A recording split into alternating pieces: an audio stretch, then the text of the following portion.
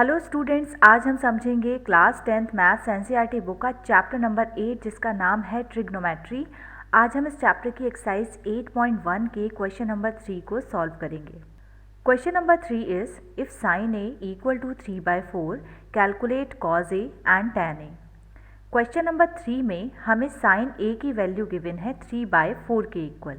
हमें फाइंड करना है कॉज ए और tan ए की वैल्यूज। तो चलिए क्वेश्चन को सॉल्व करते हैं। सबसे पहले हम एक राइट ट्राइंगल बनाएंगे।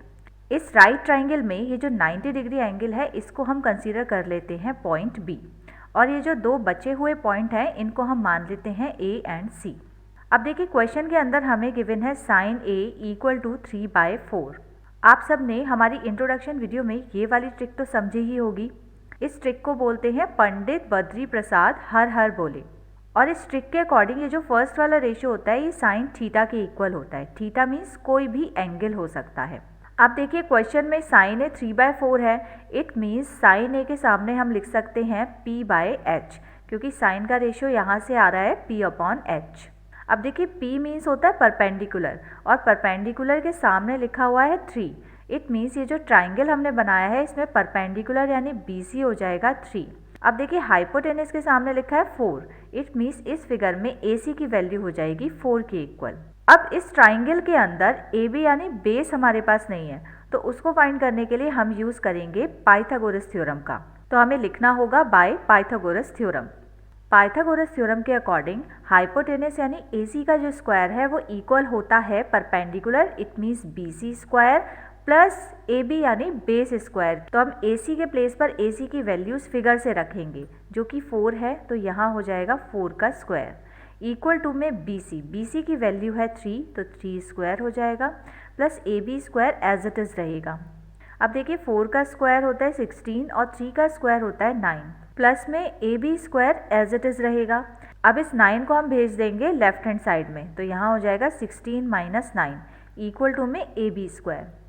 16 और 9 को माइनस करेंगे तो बचता है 7 equal to AB square as it is रहेगा। तो इससे AB की वैल्यू आ गई अंडर रूट में 7, क्योंकि स्क्वायर हटाएंगे तो इस 7 पे रूट चढ़ जाएगा। तो AB इट मीन्स बेस जो है वो हमें मिल गया अंडर रूट 7। अब देखिए क्वेश्चन में हमें फाइंड करना है कॉज ए और tan ए की वैल्यू। सबसे पहले कॉज ए की वैल्यू फाइंड करते हैं। तो देखिए इस फॉर्मूले से कॉज ए का रेशियो ये सेकंड वाला होता है, यानी कि base by hypotenuse.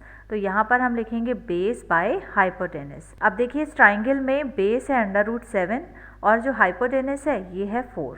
It means cause ए की वैल्यू आ गई अंडर रूट 7/4। अब इसी तरह से हम tan ए की वैल्यू फाइंड करेंगे। तो देखिए ये जो फॉर्मूला हमने लिखा है इसमें tan ए का रेशियो होता है लास्ट वाला। इट मीन्स tan ए की वैल्यू हो जाएगी p/b यानी परपेंडिकुलर बाय बेस। अब देखिए परपेंडिकुलर तो 3 है, तो यहाँ 3 आ जाएगा, और बेस है अंडर रूट में 7, तो यहाँ आ जाएगा अंडर रूट 7। तो फाइनली जो हमें आंसर्स मिले हैं उसमें कॉज ए की वैल्यू है अंडर रूट 7/4 और tan ए की वैल्यू हमें मिली है 3/√7, और यही है हमारे फाइनल आंसर्स। अब यहाँ पर एक बात बहुत ध्यान से समझना है आपको। इस तरह के क्वेश्चन को सॉल्व करने के लिए हमेशा जो भी हमसे एंगल पूछा जाता है उसको हमें बेस लाइन पे ही रखना है।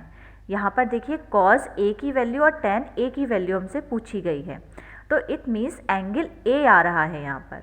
तो एंगल ए हमारा हमेशा बेस लाइन पे ही आना चाहिए, इसीलिए हमने पॉइंट ए को नीचे यानी बेस लाइन पे ही कंसीडर किया है।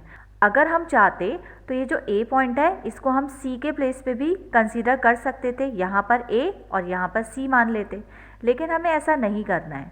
हमसे जो भी एंगल पूछा जाएगा उसको हमेशा ट्राइंगल की बेस लाइन पे ही रखना है, तभी आपका आंसर एकदम करेक्ट आएगा।